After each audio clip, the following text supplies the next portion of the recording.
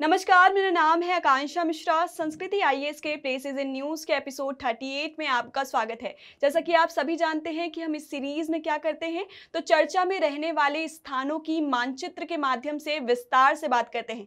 इसी कड़ी में आज हम चलेंगे मंथली कंपाइलेशन यानी मासिक संकलन की तरफ और बात करेंगे दिसंबर महीने में जो भी जगह महत्वपूर्ण रहे हैं उसके बारे में हम एमसीक्यू के माध्यम से बात करेंगे। तो आइए बिना किसी देरी किए शुरू करते हैं और देख लेते हैं पहली खबर कहां से है। पहली खबर कहां से है, तो पहली खबर है सतपुड़ा टाइगर रिजर्व की। सतपुड़ा टाइगर रिजर्व में 10,000 साल पुराना रॉक पेंटिंग देखा गया है, जिसके कारण क्या हुआ है, तो सतपुड़ा टाइगर रिजर्व चर्चा में आ गया है। अगर विस्तार से इसके बारे में जाने तो ये जो पेंटिंग है, ये सबसे पहली बात हमने जानी क्या जानी कि 10,000 साल पुराना है।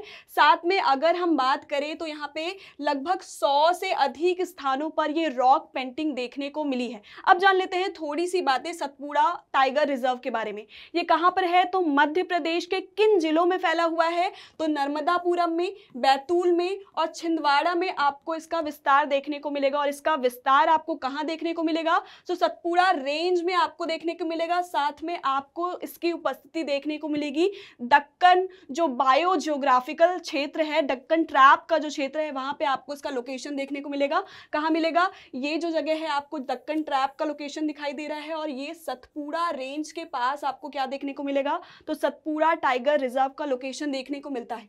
आगे चले और बात करें तो ये पंचमढ़ी बायोस्फीयर रिजर्व जो है उसका हिस्सा है। किसका हिस्सा है, तो पंचमढ़ी बायोस्फीयर रिजर्व। देखिए ये पीडीएफ जो है वो आपको टेलीग्राम चैनल पर उपलब्ध करा दिया जाएगा और जिसका लिंक आपको डिस्क्रिप्शन बॉक्स पर दे दिया जाएगा।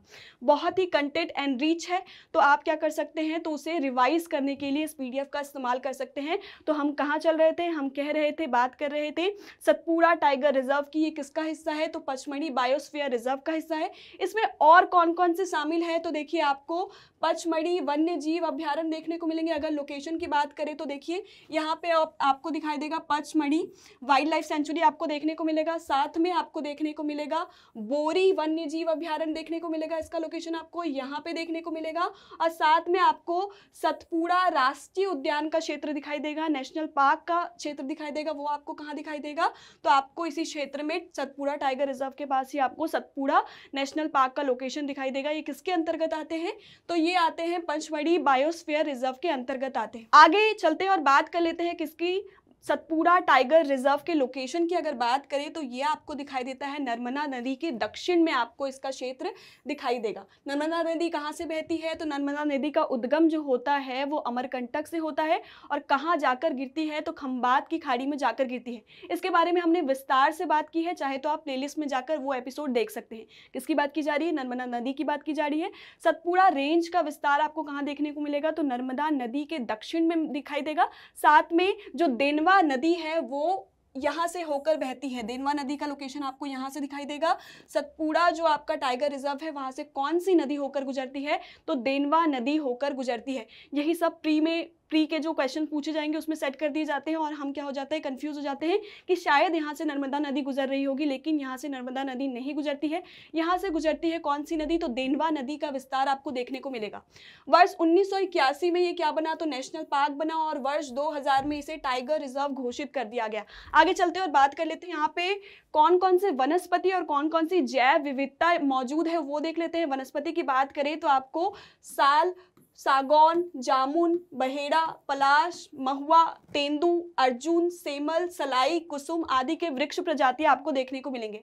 वहीं जैव विविधता की बात करें तो पशु और पक्षी की बात करें तो आपको 300 से अधिक प्रजाति सतपुड़ा टाइगर रिजर्व में देखने को मिलती है। वहीं हम पशुओं की बात करें तो बाघ, तेंदुआ, चित्तेदार हिरण, भौंकने वाले हिरण, चौसिंघा, गौर, सांभर, चीतल, बार्किंग हिरण, चिंकारा और भारतीय जंगली कुत्ते जैसी प्रजातियां आपको यहाँ पर देखने को मिलेगी। तो किसकी किसकी बात की, हमने वनस्पति की बात कर ली है, हमने जैव विविधता यानी हमने बात कर ली है, पशुओं की भी बात कर ली और पक्षियों की भी बात कर ली है। 300 से अधिक पक्षियों की प्रजातियां यहाँ देखने को मिलती है। अब बात कर लेते हैं प्रश्न कैसे फ्रेम किया जा सकता है। प्रश्न आपसे पूछ रहा है सतपुड़ा टाइगर रिजर्व के संदर्भ में निम्नलिखित कथनों पर विचार कीजिए। अगर आपको इतनी बातें समझ में आ गई होगी तो वीडियो को पॉज कीजिएगा, इस क्वेश्चन को सॉल्व करने की कोशिश कीजिएगा। अगर नहीं होता है तो बिल्कुल मैं हूं। तो आगे चलते हुए बात कर लेते हैं प्रश्न की। क्या कह रहा है, सतपुड़ा टाइगर रिजर्व के संबंध में आपको निम्नलिखित कथनों पर विचार करना है। पहला कथन आपसे कह रहा है कि यह पचमढ़ी बायोस्फीयर रिजर्व का हिस्सा है, तो हमने बात की है पचमढ़ी बायोस्फीयर का हिस्सा है। इसके अतिरिक्त भी 3 आपने बात की थी, किसकी किसकी बात की थी वो आपको कमेंट बॉक्स में बताना है। तो पहला कथन आपका बिल्कुल सही है। इसे वर्ष 2000 में क्या किया गया था, तो टाइगर रिजर्व घोषित किया गया था। तो हमने क्या पढ़ा, 1981 में इसे क्या किया गया था, तो नेशनल पार्क घोषित किया गया था, और वर्ष 2000 में इसे टाइगर रिजर्व घोषित किया गया था। तो ये भी कथन बिल्कुल सही है। आगे चले, कथन नंबर 3 आपको कंफ्यूज करने की कोशिश की गई है कि नर्मदा नदी सतपुड़ा टाइगर रिजर्व से होकर गुजरती है, तो ये इसके दक्षिण में उपस्थित है। तो ये कथन जो हो जाता है वो गलत हो जाता है। प्रश्न के पीछे के शब्द हमेशा आपको ध्यान देने हैं कि कौन से कथन सही है, यह आपसे पूछा जा रहा है। तो कथन 1 और 2 सही है, तीसरा गलत है, तो कौन सा उत्तर सही हो जाता है, ऑप्शन सी आपका यहाँ पर सही हो जाता है कि कथन 1 और 2 सही है, जबकि तीसरा गलत है। आगे चलते हैं और बात कर लेते हैं खबर दूसरे की। दूसरी खबर ये है, कहाँ से है, तो बन्नी ग्रासलैंड से है। बन्नी ग्रासलैंड जो है वो कहाँ पर अवस्थित है, तो गुजरात के कच्छ जिले में अवस्थित है। क्या न्यूज़ आई है कि इसे गवर्नमेंट ने अप्रूव कर दिया है, किसके लिए, तो प्रजनन केंद्र स्थापित करने के लिए। किनके लिए, चीता के लिए प्रजनन केंद्र स्थापित करने के लिए अप्रूवल दे दिया है बन्नी ग्रासलैंड को। थोड़ी सी विस्तार से अगर बातें जाने तो देखिए, बन्नी ग्रासलैंड का लोकेशन आपको यहाँ पे गुजराती, आपको गुजरात का है ऊपरी हिस्सा, तो वहाँ पे आपको कच्छ जिले में इसका लोकेशन देखने को मिलता है। किसकी बात की जा रही है, बन्नी एरिया की बात की जा रही है। कहाँ पर अवस्थित है, तो कच्छ जिले में अवस्थित है। एशिया का सबसे बड़ा घास का मैदान है, ये ज़्यादा इंपॉर्टेंट हो जाता है। साथ में यहाँ पे 2 आपको पारिस्थितिकी तंत्र देखने को मिलेगा। कौन कौन से पारिस्थितिकी तंत्र देखने को मिलेंगे, तो आपको आर्द्र भूमि देखने को मिलता है, साथ में आपको घास के मैदान भी देखने को मिलते हैं। यदि हम इसके जैव विविधता की बात करें तो पौधे की कितनी प्रजाति है, तो 192 प्रजाति आपको पौधे की देखने की मिलेगी। वहीं पक्षियों की प्रजाति की बात करें तो 262 प्रजातियां आपको पक्षियों की देखने को मिलेगी। साथ में स्तनधारियों की, सरीसृप की और आपको उभयचर दोनों की, इन तीनों की प्रजातियां आपको कहाँ देखने को मिलेगी, तो आपको बन्नी ग्रासलैंड में देखने को मिलती है। एक इंपॉर्टेंट तथ्य यहाँ पे ये हो जाता है कि मालधारी जो है, इंपॉर्टेंट है और नोट लगा लीजिएगा कि मालधारी जो है इस घास के मैदान में रहने वाला आदिवासी चरवाहा समुदाय है। जो आपका मालधारी है वो क्या है, तो आदिवासी चरवाहा समुदाय है जो इस घास के मैदान में रहता है। तो इतनी बातें हो गई, तो आगे चलते हैं और थोड़ी बातें चीता के बारे में कर लेते हैं। अफ्रीकन चीता और एशियन चीता बहुत टाइम से न्यूज़ में रहा था, पिछले साल भी न्यूज़ में रहा था, इस साल भी न्यूज़ में रहा था। आप कमेंट बॉक्स में ये बताना है कि क्यों न्यूज़ में लगातार ये रहता है। अगर अफ्रीकन चीता की बात करें तो इसके IUCN स्टेटस की बात करें तो ये वल्नरेबल है, यानी संवेदनशील है। वहीं हम साइट्स की बात करें तो किस परिशिष्ट का हिस्सा है, तो परिशिष्ट 1 का हिस्सा है, अपेंडिक्स 1 का हिस्सा है। वहीं हम एशियाई चीता की बात करें तो IUCN में क्या है, ये क्रिटिकली एंडेंजर्ड है, और क्रिटिकली एंडेंजर्ड जो भी होते हैं उसे आपको ध्यान से पढ़ना है, क्योंकि परीक्षा में पूछे जाने की संभावना इसकी बहुत ज़्यादा बढ़ जाती है। वहीं अगर हम साइट्स की बात करें तो ये परिशिष्ट 1 का हिस्सा है। ठीक है, इतनी बातें अगर हो गई होगी तो हम चलते हैं किसकी तरफ, प्रश्न की तरफ। प्रश्न वापस से मैं कह रही हूँ, अगर इतनी बातें आपको समझ में आ गई है तो वीडियो को पॉज करना है, खुद से सॉल्व करने की कोशिश करनी है। प्रश्न आपसे ये पूछ रहा है कि निम्नलिखित कथनों पर विचार कीजिए। कथन 1 कह रहा है बन्नी घास मैदान गुजरात के 4 जिलों में फैला है। हमने क्या बोला कि कच्छ जिले में फैला है, तो ये जो कथन है वो क्या हो जाता है, गलत हो जाता है। वहीं दूसरे कथन की बात करें, ये एशिया का सबसे बड़ा घास मैदान है, तो सच में ये किसका है, एशिया का सबसे बड़ा घास मैदान है, इससे भी क्या हो जाता है, इंपॉर्टेंट हो जाता है। तो कौन से सही है आपसे पूछा गया है, तो कथन 1 गलत है जबकि 2 सही है, तो आपका उत्तर क्या हो जाता है, यहाँ पे बी ऑप्शन आपका यहाँ पे सही उत्तर हो जाता है। आगे चलते हैं और बात कर लेते हैं तीसरे खबर की। तीसरा खबर कहाँ से आई है, तो अब्दुल कलाम द्वीप से आई है, जिसे व्हीलर द्वीप कहा जाता है। 2015 में इसका नाम बदलकर क्या कर दिया था, तो अब्दुल कलाम द्वीप में कन्वर्ट कर दिया गया था। देखिए क्या खबर आई है, तो DRDO ने क्या किया है, मिसाइल टेस्टिंग यहाँ पे पॉज कर दी है। क्यों पॉज कर दिया है, रोक दिया है, क्यों रोक दिया है, ताकि यहाँ पे जो ऑलिव रिडले जो टर्टल्स रहते हैं, ऑलिव रिडले जो कछुए रहते हैं, उनकी जान बचाई जा सके, इसलिए वहाँ पर जो परीक्षण किया जा रहा था उसे क्या कर दिया गया है, रोक दिया गया है। अगर खबर को डिटेल में जाने तो देख लीजिए, वही बात की गई है। डीआरडीओ द्वारा क्या किया गया है, व्हीलर द्वीप में मिसाइल का परीक्षण रोक दिया गया है। क्यों रोक दिया गया है? क्योंकि जनवरी से मार्च ये पीक टाइम होता है, यहाँ पर ये क्या करते हैं, इस द्वीप में जो ऑलिव रिडले कछुए जो हैं वो अंडे देने आते हैं, इसलिए क्या किया गया है, तो परीक्षण, मिसाइल परीक्षण को रोक दिया गया है। ऑलिव रिडले कछुए की बात करें तो देखिए ये जहाँ जन्म लेते हैं वहाँ ही अंडे देने आते हैं। इनकी खास बात ये होती है कि ये रास्ता नहीं भूलते हैं, ये जन्म लेते हैं और कहीं और चले जाते हैं और 30 साल बाद वापस वहां से लौट कर आते हैं, कहाँ, जहां वो पैदा हुए थे वहीं आकर वो क्या करते हैं, अंडे देते हैं। आगे अगर बात करें उससे पहले देखिए लोकेशन आपको कहाँ देखने को मिलता है, लोकेशन आपको यहाँ पे देखने को मिलता है, कहाँ पे, उड़ीसा के तट पर बंगाल की खाड़ी के पास आपको व्हीलर आइलैंड का लोकेशन देखने को मिलता है। अगर थोड़ी सी बातें हम व्हीलर आइलैंड के बारे में जान लें तो इसका जो नाम पड़ा था वो अंग्रेजी कमांडेंट लेफ्टिनेंट व्हीलर के नाम पर रखा गया था और बाद में 2015 में इसका नाम अब्दुल कलाम द्वीप के नाम से घोषित कर दिया गया। इसकी लोकेशन को अगर थोड़े से अच्छे से देखिए ये आपको दिखाई दे रहा है खूबसूरत सा द्वीप, ये कौन सा है, व्हीलर द्वीप है। अगर आगे बात करें, कुछ बात हम कर लेते हैं ऑलिव रिडले कछुए की। अगर वैज्ञानिक नाम की बात करें तो इसका वैज्ञानिक नाम क्या है, तो लेपिडोचिल्स ओलिवेशिया जो है इसका वैज्ञानिक नाम है। वहीं चले कि ये मुख्यतः कहाँ पाए जाते हैं, तो आप देख सकते हैं कहाँ कहाँ इसका विस्तार आपको देखने को मिलेगा। तो ये आपका पैसिफिक ओशन का लोकेशन हो जाता है, ये आपका इंडियन ओशन का लोकेशन हो जाता है और ये आपका अटलांटिक ओशन का लोकेशन हो जाता है। ये तीनों जगह इसका विस्तार आपको देखने को मिलेगा।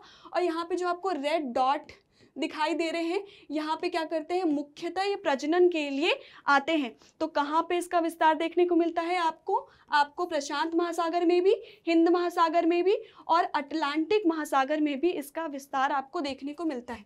वहीं बात करें आगे तो सबसे जो प्रजनन केंद्र कहाँ है वो हमारे भारत में ही है।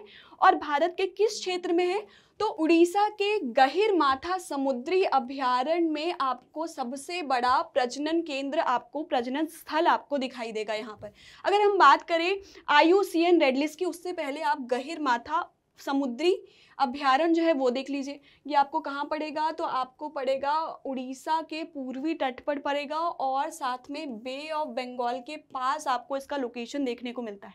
किसकी बात की जा रही है, बात की जा रही है आपकी गहिरमाथा समुद्री अभयारण्य की।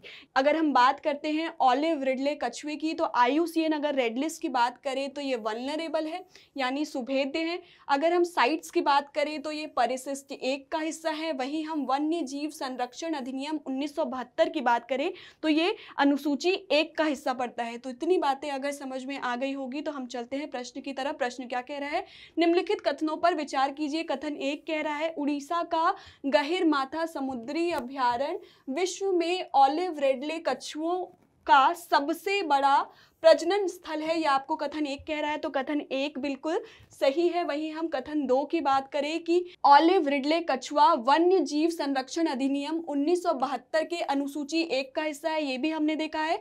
तो दोनों सही है। प्रश्न आपसे पूछा गया है कौन सा कथन सही है, तो आपके कथन 1 भी सही है, कथन 2 भी सही है।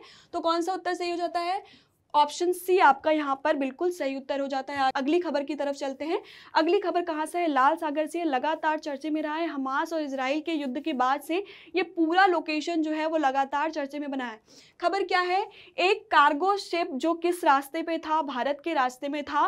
पहले ही ऐसा हो चुका है, वापस से ऐसा हुआ है कि उसे क्या कर दिया गया है, ड्रोन द्वारा अटैक कर दिया गया है। और USA ने स्टेटमेंट दिया है कि ये हौतीस द्वारा किया गया है। हौतीस कहाँ के हैं, यमन के हैं। और यमन द्वारा क्या किया गया है, ड्रोन द्वारा उस कार्गो शिप को क्या कर दिया गया है, अटैक कर दिया गया है। ऐसा नहीं है कि पहली बार हुआ है, इसके पहले भी हो चुका है। और ये घटना कहाँ पर घटित हुई है, तो ये बाब अल मंदेब स्ट्रेट के पास घटित हुई है। बाब अल मंदेब स्ट्रेट के बारे में हम थोड़ी सी बातें जान लेते हैं। बाब अल मंदेब स्ट्रेट कहाँ पड़ता है, क्यों इंपॉर्टेंट है, रणनीतिक और आर्थिक तौर पर क्यों इंपॉर्टेंट है, वो बातें जान लेते हैं। देखिए ये वाला हिस्सा जो पड़ता है वो बाब अल मंदेब स्टेट का पड़ता है।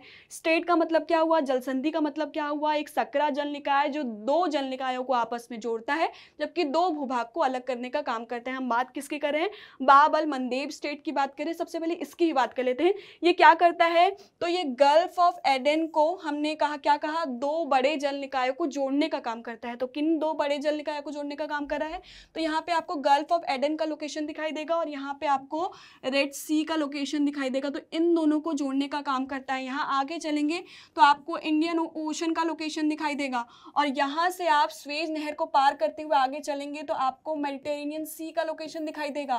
तो इनडायरेक्टली ये चोक पॉइंट है किसके लिए, तो इंडियन ओशन को कनेक्ट करने का, किससे, तो मेडिटेरेनियन सी से कनेक्ट करने का एक चोक पॉइंट है। चोक पॉइंट क्या होता है, चोक पॉइंट ऐसा रास्ता होता है जिसे अवरुद्ध कर दिया जाए तो व्यापारिक रूप से और सामरिक रूप से खतरे उत्पन्न हो सकते हैं। ऐसा ही एक चोक पॉइंट है स्ट्रेट ऑफ हॉर्मुज, जिसकी बात हमने पिछले एपिसोड में की थी। ऐसा ही एक चोक पॉइंट कौन सा है, तो मलक्का स्ट्रेट है, जिसकी बात हमने जब हम दक्षिणी पूर्वी एशिया पढ़ रहे थे तब हमने की थी। तो वैसा ही एक चोक पॉइंट कौन सा है, तो बाब अल मंदेब स्ट्रेट का है। अगर ये रास्ता अवरुद्ध होता है तो इंडियन ओशन से भूमध्य सागर की कनेक्टिविटी क्या हो जाएगी, अवरुद्ध हो जाएगी। ये किन दो भूभाग को अलग करने का काम करता है, तो आपको यहाँ पे जिबूती दिखाई देगा जो किसका पार्ट है, तो अफ्रीका का हिस्सा है, और यहाँ पे यमन दिखाई देगा जो किसका हिस्सा है, तो एशिया का हिस्सा है। अगर हम समराइज करें तो क्या कह सकते हैं, ये एशिया को अफ्रीका से अलग करने का काम करता है, जबकि दो कौन से जल निकाय है जिसे जोड़ने का काम कर रहा है, तो ये गल्फ ऑफ एडन को रेड सी से जोड़ने का काम करता है। इतनी बातें हो गई होगी, तो आगे चलते हैं और बात करते हैं किसकी, तो आपको यहाँ पे एक पेरिन द्वीप दिखाई देगा। यहाँ पे आपको दिखाई दे रहा है एक पेरिन द्वीप। इस तरफ भी आपको एक चैनल दिखाई देगा और इस तरफ भी आपको एक चैनल दिखाई देगा। जो पहला चैनल है, ये वाला चैनल है, वो 3 किलोमीटर चौड़ा है। वहीं ये वाले चैनल की बात करें तो ये 26 किलोमीटर चौड़ा है। ये जो है वो क्या है, पूर्वी चैनल है, और इसकी बात करें तो ये क्या है, पश्चिमी चैनल है। पूर्वी चैनल का नाम क्या है, तो देख लीजिए अलेक्जेंडर स्ट्रेट कहा जाता है। वहीं पश्चिमी चैनल की बात करें तो इसे डेक्ट अल मायून कहा जाता है। चैनल दो चैनल में विभाजित करता है। बाब अल मंडेब स्टेट जो है वो दो चैनल में विभाजित है। पहला चैनल जो पूर्वी चैनल है वो सकरा है, वो 3 किलोमीटर का है, उसका नाम क्या है, अलेक्जेंडर स्टेट। और जो दूसरा स्टेट है पश्चिमी चैनल है वो, उसका नाम क्या है, तो डेक्ट एल मायून है, जो कितने किलोमीटर चौड़ा है, तो 26 किलोमीटर चौड़ा है। अब आगे चलते हैं और बात कर लेते हैं थोड़ी सी लाल सागर की। लाल सागर की उपस्थिति भी इम्पॉर्टेंट हो जाती है, क्योंकि इसी के माध्यम से क्या होता है, तो बाब अल मंदेब के माध्यम से इंडियन ओशन कनेक्ट होता है, स्वेज नहर के माध्यम से यहाँ से भूमध्य सागर कनेक्ट होता है। तो सबसे पहले ये हम जान लेते हैं कि रेड सी के चारों ओर कौन कौन से देश मौजूद हैं। देखिए, पर्शियन गल्फ का लोकेशन पता चलेगा तो आपको 8 देशों की वहाँ जानकारी मिल जाएगी। अगर रेड सी का लोकेशन पता चलेगा तो यहाँ के देशों की जानकारी पता चल जाएगी। तो आपको ये जो लोकेशन है पूरा अच्छे से समझ में आ जाएगा। अगर रेड सी के इर्द गिर्द कौन से देश लगते हैं वो देखें तो आपको कौन कौन से देश दिखाई देंगे। तो सबसे पहले आपको इजिप्ट दिखाई देगा, फिर आपको क्या दिखाई देगा, सूडान दिखाई देगा। सूडान जो है वो लैंडलॉक नहीं है, लेकिन साउथ सूडान जो है वो लैंडलॉक है। लैंडलॉक कहने का मतलब क्या हुआ, इससे आप समुद्र में नहीं जा सकते। साउथ सूडान लैंडलॉक है, लेकिन जो सूडान है वो रेड सी से क्या करता है, सीमा साझा करता है। तो हम बात किसकी कर रहे हैं, ये सूडान से सीमा साझा करता है, लेकिन साउथ सूडान से सीमा साझा नहीं करता है। कंफ्यूज बिल्कुल नहीं होना है। इजिप्ट से सीमा साझा कर रहा है, सूडान से सीमा साझा कर रहा है। यहाँ इरिट्रिया का दिखाई देगा आपको, यहाँ जिबूती दिखाई देगा। तो 4 अफ्रीकी देश है जिससे ये सीमा साझा करता है। वही हम एशिया की तरफ चले तो किससे सीमा साझा करता है, तो सऊदी अरेबिया से सीमा साझा करता है और यमन से सीमा साझा करता है। कितने देश हो गए, 1 2 3 4 5 और 6 देशों से सीमा साझा करता है। आप कमेंट बॉक्स में आपको ये बताना है कि पर्शियन गल्फ कितने देशों से सीमा साझा करता है। इतनी बातें हो गई होंगी, तो आगे हम चलते हैं। और एक चीज़ इंपॉर्टेंट चीज़ याद रखिए, लाल सागर से 12% व्यापार इस रास्ते से होता है। तो ट्रेड के लिहाज से विश्व का 12% की कैपेसिटी होल्ड करता है। किसकी बात की जा रही है, तो रेड सी की बात की जा रही है। आगे चलते हैं और देखते हैं प्रश्न क्या पूछ रहा है। प्रश्न आपसे ये पूछ रहा है, निम्नलिखित कथनों पर विचार कीजिए। पहला कथन दिया गया है, लाल सागर की सीमा इरिट्रिया से नहीं लगती है। अभी हमने पढ़ा 4 देशों से, 4 अफ्रीकी देशों से ये सीमा साझा करता है। कौन से 4 अफ्रीकी देश है, तो पहला आपका है इजिप्ट, दूसरा आपका है सूडान, साउथ सूडान नहीं, सूडान, तीसरा आपका क्या है, जिबूती, और चौथा आपका इरिट्रिया है। तो ये जो है कथन जो है पूरी तरीके से गलत हो जाता है। हमने बात की थी पेरिन द्वीप की, तो सेकंड कथन आपको, दूसरा कथन आपसे कह रहा है कि पेरिन द्वीप बाब अल मंदेब स्टेट को 2 चैनलों में विभाजित करता है। हमने बात की थी, एक पूर्वी चैनल और दूसरा पश्चिमी चैनल, मतलब ये कथन बिल्कुल सही है। प्रश्न आपसे पूछ रहा है उपरोक्त कथनों में से कौन सा सही नहीं है। पीछे के शब्दों पर आराम से गौर करना है, प्रेशर में चीजें गलती नहीं करनी है। अब गलत कौन सा है, तो पहला कथन गलत है जबकि दूसरा कथन सही है, तो केवल एक यानी ए ऑप्शन आपका यहाँ पर सही होता है। आगे चलते हैं और बात करते हैं अगली खबर की तरफ। अगली खबर कहाँ से है, तो येलो सी से है। येलो सी में सुरक्षा के कंसर्न्स बढ़ चुके हैं। क्यों कंसर्न बढ़ा है, क्योंकि यहाँ पे यूएसए का जो F-16 फाइटर प्लेन जो है, फाइटर प्लेन F-16 जो है वो क्रैश कर गया था, इससे यहाँ पे सुरक्षा के कंसर्न जो है वो बहुत ज़्यादा बढ़ चुके हैं। अगर बात करें हम येलो सी की, तो ये किसका हिस्सा है, तो आपको यहाँ पे दिखाई देगा ये पूरा हिस्सा किसका है, प्रशांत महासागर का। पूर्वी हिस्सा वो वाला है, तो ये वाला कौन सा हिस्सा है, तो ये वाला हिस्सा है पश्चिमी हिस्सा। पश्चिमी हिस्से में ही ये वाला लोकेशन आपको क्या दिखाई देगा, तो येलो सी का लोकेशन यहाँ पे आपको देखने को मिलता है। ये किस डायरेक्शन में है, साउथ कोरिया का ईस्ट आपको यहाँ पड़ता है। साउथ कोरिया और नॉर्थ कोरिया यानी कोरियन कंट्रीज की बात करें तो ये ईस्ट होता है, और ये कौन सा है, वेस्ट होता है, तो ये वेस्ट डायरेक्शन में पड़ता है। इससे यहाँ पे क्या होता है, कोरिया में, उत्तर और दक्षिणी कोरिया में इसे क्या कहा जाता है, तो पश्चिमी सागर के नाम से जाना जाता है। वहीं चीन इसे क्या कहता है, तो इसे कहता है हुआंग हाई के नाम से जाना जाता है। अब इसका कलर जो है वो लाल क्यों दिखाई देता है, तो यहाँ पे आपको एक गोबी डेजर्ट देखने को मिलेगा। गोबी डेजर्ट कहाँ कहाँ विस्तार आपको देखने को मिलेगा, देखने को मिलेगा चाइना में और मंगोलिया में। यहाँ के जो रेत हैं वो आकर किस में मिल जाते हैं, तो येलो सी में मिल जाते हैं, जिसके कारण इसका कलर क्या हो जाता है, येलो हो जाता है। इसलिए इसका नामकरण क्या किया गया है, तो येलो सी के नाम से ये जाना जाता है। आगे चलते हैं और देखते हैं प्रश्न क्या कह रहा है। प्रश्न आपसे ये कह रहा है कि येलो सी के संदर्भ में निम्नलिखित कथनों पर विचार कीजिए। पहला कथन आपसे ये कह रहा है कि गोबी रेगिस्तान से निकलने वाले पीले रेत के कणों के कारण इसका नाम येलो सी पड़ गया, तो ये बिल्कुल सही है। गोबी डेजर्ट कहाँ कहाँ विस्तार देखने को मिल रहा है, तो आपको विस्तार देखने को मिल रहा है मंगोलिया में, और साथ में आपको इसका विस्तार चाइना में देखने को मिलता है, और इसी के पीले रेत के कणों के कारण इसका रंग क्या हो गया है, पीला हो गया। आगे चलते हैं और कथन 2 की तरफ चलते हैं। इसे उत्तर और दक्षिण कोरिया में पश्चिमी सागर के नाम से जाना जाता है, तो ये भी बिल्कुल सही है। वहीं अगर इसके दक्षिण में दक्षिणी चीन सागर है, ये यहाँ पे मामला होता है, फंस जाता है। इसके दक्षिण में क्या है, तो देख लीजिए दक्षिण में क्या है। इसके दक्षिण में आपको देखने को मिलेगा ईस्ट चाइना सी का लोकेशन, जो किसके ईस्ट में है, तो चाइना के ईस्ट में है। तो आपको इसके दक्षिण में क्या देखने को मिलता है, ईस्ट चाइना सी का लोकेशन मिलता है, ना कि दक्षिण चीन सागर का लोकेशन यानी साउथ चाइना सी का लोकेशन। तो आपके 2 कथन सही हो जाते हैं, लेकिन एक कथन गलत है। क्या पूछा गया है, कौन सा कथन सही है, तो 1 और 2 सही है, मतलब आपका यहाँ पे क्या हो जाता है, सी ऑप्शन इस प्रश्न का सही उत्तर हो जाता है। आगे चलते हैं और बात करते हैं अगली खबर की। अगली खबर कहां से, सारागासो सी की है। बहुत इंपॉर्टेंट और बहुत दिलचस्प किस्सा है। क्यों सारागासो सी इतना ज्यादा इंपॉर्टेंट है, क्योंकि इसकी कोई तट रेखा नहीं है। सभी सागरों की क्या होती, कोई तट तो होती है, लेकिन ये खुला समुद्र है। खुला समुद्र क्यों है ये भी हम समझेंगे। पहले समझ लेते हैं खबर क्या है। जो सारागासो सी है वो अब 30% ज़्यादा क्या हो चुका है, अम्लीय हो चुका है, और 1.8 डिग्री फ़ारेनहाइट जो है ज़्यादा गर्म हो चुका है, जो वो 40 साल पहले था। मतलब अभी तक का सबसे गर्म मामला चल रहा है, सबसे ज़्यादा गर्म हो चुका है, 1.8 डिग्री फ़ारेनहाइट गर्म हो चुका है, और 30% ज़्यादा अम्लीय हो गया है। इससे ये चर्चा में आ गया है। थोड़ा सा चलते और बात कर लेते हैं सारागासो सी की। पहली तो हमने बात की इसकी कोई तटरेखा नहीं है। दूसरी बात की हमने, ये चारों ओर से किससे घिरा हुआ है, जलधाराओं से घिरा हुआ है, इसीलिए इसकी कोई तटरेखा नहीं है। कौन कौन सी जलधाराएं वो देख लीजिए। उत्तर में आपको देखने को मिलेगा नॉर्थ अटलांटिक ड्रिफ्ट देखने को मिलेगा। वहीं अगर हम पूर्व की बात करें तो आपको ठंडी करंट, कौन सी करंट है, तो केंद्रीय करंट का विस्तार दिखाई देगा। हम दक्षिण की तरफ चले तो आपको नॉर्थ इक्वेटोरियल करंट का लोकेशन दिखाई देगा। वहीं आप यदि पश्चिम की तरफ चले तो आपको गल्फ स्ट्रीम दिखाई देगा, जो कि गर्म धारा है। पूर्व की तरफ केंद्रीय जो ठंडी है, पश्चिम की तरफ गर्म जो किस तरफ, जो कौन सी है, तो गल्फ स्ट्रीम है। उत्तर की तरफ आपको क्या दिखाई दे रहा है, तो आपको दिखाई दे रहा है नॉर्थ अटलांटिक ड्रिफ्ट, और दक्षिण की तरफ बात करें तो नॉर्थ इक्वेटोरियल करंट आपको देखने को मिलता है, और ये क्या करती है, दायरे का निर्माण करती है। अब इसका नाम सारागासो सी क्यों पड़ा, वो इंटरेस्टिंग है, क्यों पड़ा वो देखते हैं। यहाँ पर आपको अत्यधिक मात्रा में सार्गेसम घास पाई जाती है, ये रही घास, और इसी के नाम के आधार पे इसका नाम क्या रख दिया गया है, तो सारागासो सागर रख दिया गया है। देखिए ये चारों ओर से किससे घिरा हुआ है, जलधाराओं से घिरा है।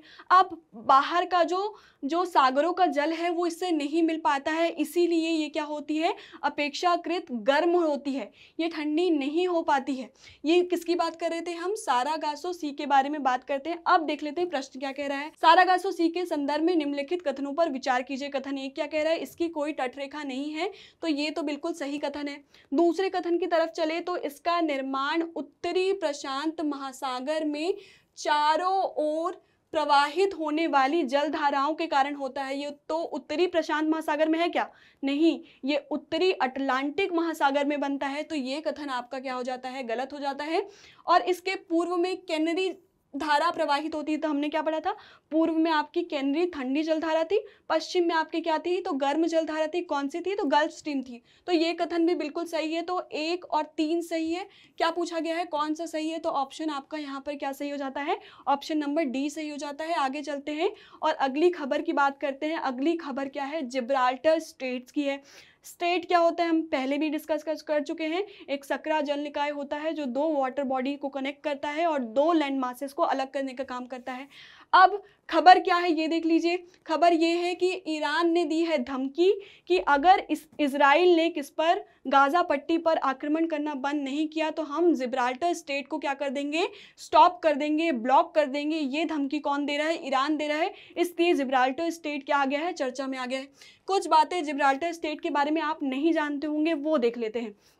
देखिए आप सभी जानते होंगे कि जिब्राल्टर स्टेट क्या करता है, तो यूरोप को अलग करने का काम करता है, किससे, अफ्रीका से अलग करने का काम करता है। वहीं किसे किसे जोड़ने का काम करता है, तो अटलांटिक ओशन को जोड़ने का काम कर रहा है, किससे, तो ये मेडिटेरेनियन सी से जोड़ने का काम करता है। 2 भूभागों को अलग करने का काम करता है और 2 जल निकायों को जोड़ने का काम करता है। कौन से 2 जल निकाय है जिसे जोड़ने का काम कर रहा है, तो अटलांटिक ओशन को जोड़ने का काम कर रहा है मेडिटेरेनियन सी से। वहीं कौन से 2 भूभाग है जिसे अलग करने का काम कर रहा है, तो ऊपर आपको यूरोप में स्पेन दिखाई देगा। वहीं मोरक्को को अलग करने का काम करता है, ये कहाँ का है, तो अफ्रीका को किससे, तो यूरोप के महाद्वीप से अलग करने का काम करता है। लेकिन इंटरेस्टिंग बात यहाँ पे ये है कि यहाँ पे आपको सेउटा दिखाई देगा, सेउटा का छोटा सा क्षेत्र आपको दिखाई देगा, जो किसका है, स्पेन की टेरिटरी है, जो किसकी है, स्पेन की टेरिटरी। कहाँ पे है, सेउटा जो है वो कहाँ है, जिब्राल्टर स्टेट के दक्षिण में। कायदे से अगर हम ये चीज़ नहीं जानते तो हम ये सोचते कि जिब्राल्टर स्टेट के उत्तर में पड़ता है स्पेन और दक्षिण में पड़ता है मोरक्को, लेकिन बात यहाँ पर ख़त्म नहीं होती है। जिब्राल्टर स्टेट के उत्तर में भी पड़ता है स्पेन और दक्षिण में भी पड़ता है स्पेन, क्योंकि सेउटा जो यहाँ पे छोटी सी जगह है वो किसका है, स्पेन का आधिपत्य है। और साथ में अगर बात करें तो यहाँ पे आपको जिब्राल्टर नाम का छोटा सा क्षेत्र दिखाई देगा, जो किसके अधीन है, तो ब्रिटिश शासन के अधीन है, यानी यूके के अधीन है। मतलब अगर उत्तर में देखें तो आपको स्पेन और यूके दिखाई देता है। क्या कह रही हूँ मैं, नॉर्थ में आपका क्या दिखाई देता है, स्पेन और यूके दिखाई देता है।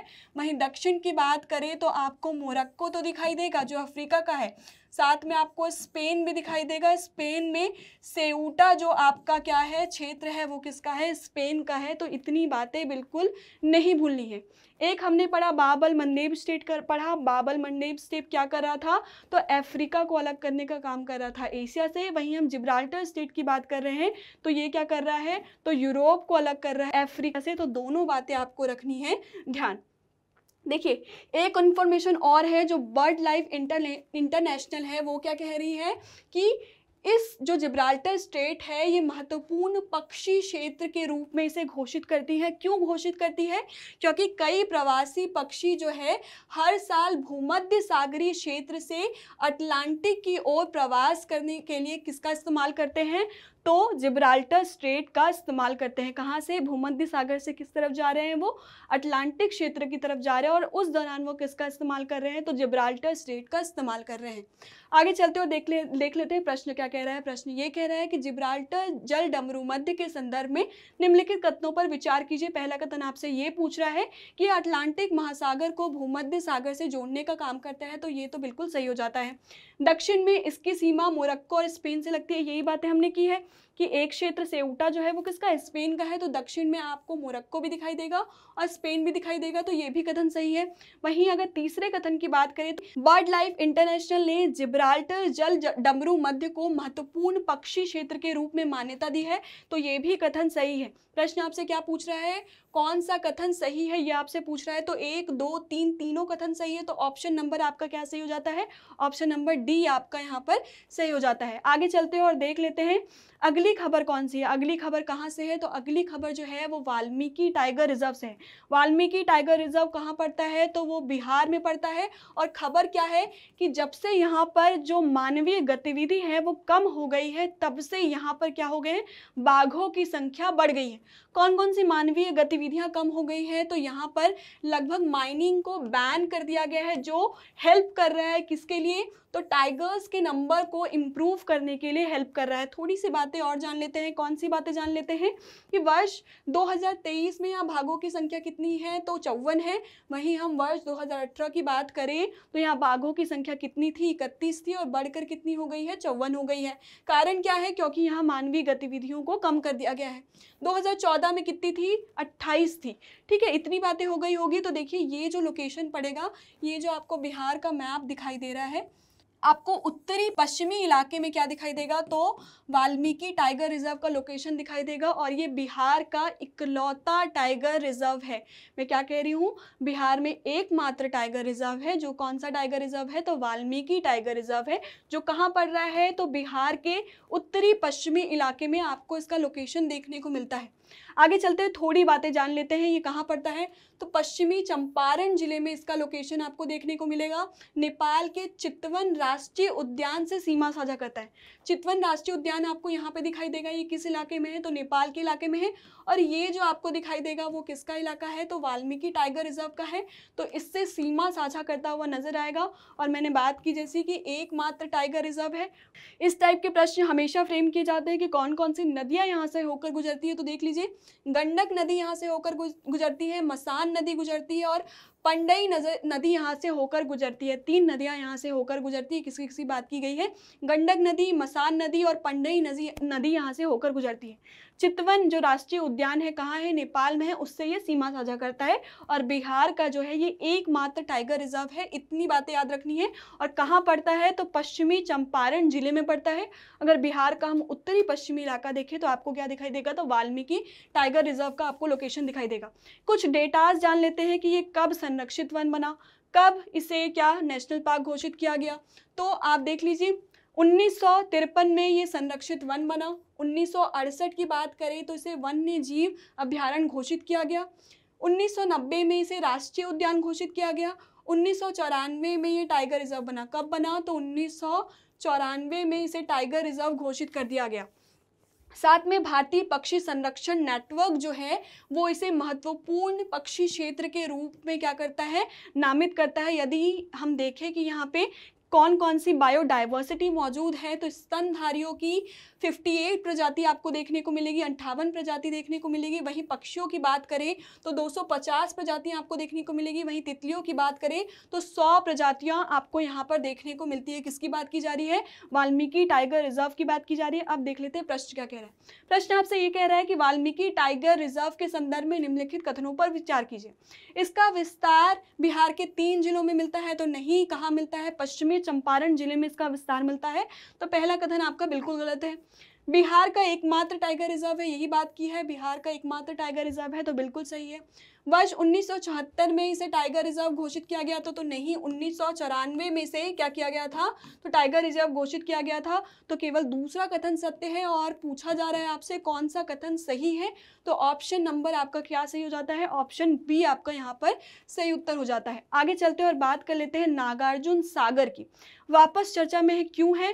3 बार ये लगातार चर्चे में रह चुका है। और क्यों चर्चा में रहा है? क्योंकि ये तीसरी बार है जब इस प्रोजेक्ट को लेकर क्या हुआ है, डिस्प्यूट हुआ है। किन 2 राज्यों के बीच में डिस्प्यूट देखा जा रहा है? तो तेलंगाना और आंध्र प्रदेश के बीच में इन नागार्जुन सागर प्रोजेक्ट को लेकर वापस डिस्प्यूट देखा गया है। थोड़ी सी बातें हम जान लेते हैं नागार्जुन सागर के बारे में। ये कहाँ पर उपस्थित है? तो कृष्णा नदी पर उपस्थित है। पहली इंपॉर्टेंट पॉइंट ये हो गई। दूसरा जो है ये आंध्र प्रदेश और तेलंगाना की सीमा पर है। लोकेशन देख लीजिए, यहाँ पे आपको दिखाई देगा क्या? तो नागार्जुन सागर डैम दिखाई देगा। ये कहाँ पे दिखाई देगा? तो तेलंगाना और आंध्र प्रदेश की सीमा में दिखाई देगा। और किसके ऊपर बनाया गया है? तो कृष्णा नदी के ऊपर बनाया गया है। कहाँ पर स्थित है? तो तेलंगाना में स्थित है। और कौन सा जिला है? तो नलगोंडा जिले में ये उपस्थित है। कितना ऊंचा है? तो ये 150 मीटर ऊंचा है। वहीं अगर लंबाई की बात करें तो इसकी लंबाई जो है वो 16 किलोमीटर की है। नामकरण किस आधार पर किया गया है? तो आपने सुना होगा बौद्ध विद्वान नागार्जुन के नाम पर इसका नाम क्या रखा गया है? तो नागार्जुन सागर डैम इसका नाम रखा गया। कितनी बातें हमने पढ़ी? तो हमने पढ़ा ये किसके ऊपर बनाया गया है? तो ये कृष्णा नदी के ऊपर बनाया गया है। ये किन 2 राज्यों के साथ सीमा साझा करता है? तो तेलंगाना और आंध्र प्रदेश के बीच में ये उपस्थित है। और इन दोनों के बीच में ही आपको क्या देखने को मिलता है? विवाद देखने को मिलता है। और इसका नामकरण किसके नाम पर रखा गया है? तो बौद्ध विद्वान नागार्जुन के नाम पर इसका नामकरण किया गया। इतनी बातें जान लिए हैं। तो अब थोड़ी सी बातें क्या जान लेते हैं, कृष्णा नदी के बारे में जान लेते हैं। उद्गम कहाँ से होता है? तो महाराष्ट्र में होता है। सह्याद्री के महाबलेश्वर से उसका उद्गम देखने को मिलता है। ये रही आपकी कृष्णा नदी। फ्लो देख लीजिए कहाँ से फ्लो होती है? तो वेस्ट से ईस्ट के डायरेक्शन में ये फ्लो होती है। और वेस्ट से ईस्ट के डायरेक्शन में फ्लो होने वाली ये दूसरी सबसे बड़ी प्रायद्वीपीय नदी है। तो पहली कौन सी है? तो गोदावरी नदी जो है वो वेस्ट से ईस्ट की तरफ यानी ईस्ट फ्लोइंग सबसे बड़ी रिवर कौन सी है प्रायद्वीपीय भारत की? तो गोदावरी है। और दूसरे नंबर पे किसका नाम आता है? तो कृष्णा नदी का नाम आता है। उद्गम कहाँ से होता है? तो महाराष्ट्र के सह्याद्री के महाबलेश्वर से इसका उद्गम होता है। वहीं अगर बात करें तो इसका विस्तार किन किन राज्यों में देखने को मिलता है? तो इसका विस्तार आपको सबसे पहले महाराष्ट्र, फिर कर्नाटक से होकर गुजरती है, फिर तेलंगाना और आंध्र प्रदेश से होते हुए कहाँ गिर जाती है? तो ये बंगाल की खाड़ी में जाकर गिर जाती है। उसकी सहायक नदियों की बात करें तो सहायक नदियाँ कौन सी है? तुंगभद्रा है, मालप्रभा है, कोयना है, भीमा है, घटप्रभा है, यरला है, वरुणा है, डिंडी है, मूसी और दूध गंगा जो है इसकी क्या है? सहायक नदियाँ है। आगे चलते हैं और बात कर लेते हैं अभ्यास प्रश्न की। प्रश्न क्या कह रहा है आपसे? निम्नलिखित कथनों पर विचार कीजिए। पहला कथन आपसे ये कह रहा है कि कृष्णा नदी 5 राज्यों से होकर बहती है। अभी हमने पढ़ा कि ये 4 राज्यों से होकर बहती है। किस किस राज्य से होकर बह रही है? पहले महाराष्ट्र, फिर कर्नाटक, फिर तेलंगाना और आंध्र प्रदेश से होकर गुजरती है। तो ये कथन आपका क्या है? गलत है। नागार्जुन सागर जो बांध है वो आंध्र प्रदेश के नलकोंडा जिले में है। तो ये आंध्र प्रदेश के नहीं, तेलंगाना के नलकोंडा जिले में है। तो ये भी कथन गलत है। क्या पूछ रहा है आपसे? कौन सा कथन सही है? तो 1 भी सही नहीं है और 2 भी सही नहीं है। यानी इसका ऑप्शन नंबर डी आपका क्या हो जाता है? सही हो जाता है। आगे चलते हैं और बात कर लेते हैं आज की अंतिम खबर की। सोन नदी की क्या खबर है कि यहाँ पे इलीगल सैंड माइनिंग हो रही है, जिसके कारण क्या हो गया है? तो ये चर्चे में आ गया है। देखते हैं, बात कर लेते हैं किसकी? सोन नदी की बात कर रहे हैं। कहाँ से उद्गम हो रहा है? तो छत्तीसगढ़ के अमरकंटक के पठार से होता है। कहीं कहीं इसका जो उद्गम क्षेत्र है वो कुछ और बताया गया है, लेकिन इसका उद्गम कहाँ से होता है? छत्तीसगढ़ के अमरकंटक पठार से होता है। अगर लंबाई की बात करें तो इसकी लंबाई कितनी है? तो 780 किलोमीटर की है। किन किन अगर राज्यों से गुजरती है तो देख लीजिए, छत्तीसगढ़ से गुजरती है, मध्य प्रदेश से, उत्तर प्रदेश से, झारखंड से और बिहार से। काउंट कर लीजिए, टोटल 5 राज्यों में आपको इसका विस्तार देखने को मिलेगा। और कहाँ जाकर ये गंगा से मिल जाती है? तो पटना जिले में जाकर ये कहाँ किससे मिल जाती है? गंगा से मिल जाती है। ये आपको डायरेक्शन देखने को मिल रहा होगा। सोन नदी कहाँ से निकल रही है? तो छत्तीसगढ़ से निकल रही है। कितने राज्यों से गुजर रही है? 5 राज्यों से गुजर रही है। और गंगा से मिलती है कहाँ पर? तो पटना में जाकर ये गंगा से मिल जाती है। इतनी बातें हमने जानी। अब अगर हम देखिए, ऊपर आपको क्या दिखाई देगा? नॉर्थ डायरेक्शन दिखाई देगा और नीचे क्या दिखाई देगा? साउथ डायरेक्शन दिखाई देगा। जो ऊपर की तरफ बहती है उसे नॉर्थ ट्रिब्यूटरी कहा जाता है। उत्तर की डायरेक्शन में बहने वाली सहायक नदियां कहा जाता है वहीं, और जिनका विस्तार दक्षिण के दिशा में देखने को मिलता है उसे क्या कहा जाता है, दक्षिणी तट में बहने वाली नदियां कह दिया जाता है। एक नदी और है, कौन सी नदी है, यमुना जो है वो दक्षिणी तट पर बहने वाली सबसे बड़ी नदी जो है वो क्या है, यमुना नदी है। वहीं दूसरी बड़ी नदी की बात करें वो कौन सी नदी है, तो सोन नदी है। ठीक है, तो दूसरे नंबर पे आती है, पहले नंबर पे कौन आती है, यमुना नदी आती है। सहायक नदियों की बात करें तो रिहंद है, उत्तरी कोयल है, जोहिला है और गोपद जो है वो इनकी सहायक नदियां हैं। 4 सहायक नदी की बात की गई है, रिहंद, उत्तरी कोयल, जोहिला और गोपद जो है इसकी सहायक नदियां हैं। अब चलते हैं प्रश्न की तरफ। प्रश्न आपसे क्या कह रहा है कि सोन नदी के संदर्भ में निम्नलिखित कथनों पर विचार कीजिए। पहला कथन आपसे ये कह रहा है कि यह गंगा नदी के दक्षिणी सहायक नदियों में सबसे बड़ी नदी है। सबसे बड़ी नदी नहीं है, सबसे बड़ी नदी कौन सी है, यमुना है। वहीं दूसरे कथन की बात करें तो ये झारखंड से होकर नहीं बहती है, तो ये झारखंड से होकर बहती है, तो ये कथन जो होता है वो गलत हो जाता है। झारखंड के अलावा 4 और राज्यों से होकर गुजरती है। कुल 5 राज्यों में आपको इसका विस्तार देखने को मिलता है। आपसे कह रहा है कि रिहंद, उत्तरी कोयल, केन, गोपद इसकी प्रमुख सहायक नदियां हैं। तो हमने रिहंद तो पढ़ा, उत्तरी कोयल तो पढ़ा, गोपद तो पढ़ा, लेकिन केन जो है वो इसकी सहायक नदी नहीं है। तो आप कमेंट बॉक्स में आपको ये बताना है कि केन किसकी सहायक नदी है। आगे चलते हैं। प्रश्न आपसे क्या पूछ रहा है, कौन सा कथन सही नहीं है पूछ रहा है। तो ना कथन 1 सही है, ना कथन 2 सही है, ना कथन 3 सही है। तो यहाँ पे आपका डी ऑप्शन सही हो जाता है। 1, 2, 3 तीनों कथन आपके सही नहीं है। अंतिम में परंपरा के अनुसार आपके लिए एक अभ्यास प्रश्न, जिसका उत्तर आपको कहाँ देना है, कमेंट बॉक्स पर देना है। बिल्कुल परंपरा के हिसाब से चलेंगे। कैसे चलेंगे, जो कथन सही है वो बिल्कुल बढ़िया बात है, और जो कथन गलत है वो क्यों गलत है ये आपको कहाँ बताना है, कमेंट बॉक्स में बताना है। देखिए ये जो क्वेश्चन दिया गया है, अगर इसी वीडियो को आप बहुत अच्छे से देखते हैं तो आप इसका उत्तर सही कर ले जाएंगे। क्या आपसे कह रहा है, निम्नलिखित कथनों पर विचार कीजिए। पहला कथन आपसे ये कह रहा है कि मालधारी जो है सतपुड़ा टाइगर रिजर्व में रहने वाला एक आदिवासी चरवाहा समुदाय है। ये कथन 1 कह रहा है। कथन 2 की बात करें तो वाल्मीकि टाइगर रिजर्व नेपाल के चितवन राष्ट्रीय उद्यान के साथ सीमा साझा करता है। ये कथन 2 कह रहा है। और कथन 3 आपसे कह रहा है कि सोन नदी का विस्तार जो है, सोन नदी 4 राज्यों से होकर बहती है। ये कथन नंबर 3 कह रहा है। प्रश्न आपसे पूछ रहा है कि उपरोक्त कथनों में से कौन सा सही है, केवल 1, केवल 2, 1 और 2, 1, 2, 3 ये कथन आपसे पूछा जा रहा है। तो आज हमने बात कर ली है जो भी दिसंबर के महीने में करंट अफेयर मानचित्र से संबंधित है उसकी बात विस्तार में कर ली है। खबर भी देखी है, साथ में उसके बारे में भी देखा है और मल्टीपल चॉइस क्वेश्चन भी देखा है। आज के लिए बस इतना ही। अभ्यास प्रश्न का उत्तर आपको कहाँ देना है, कमेंट बॉक्स पर देना है। मुझे दीजिए इजाजत, धन्यवाद।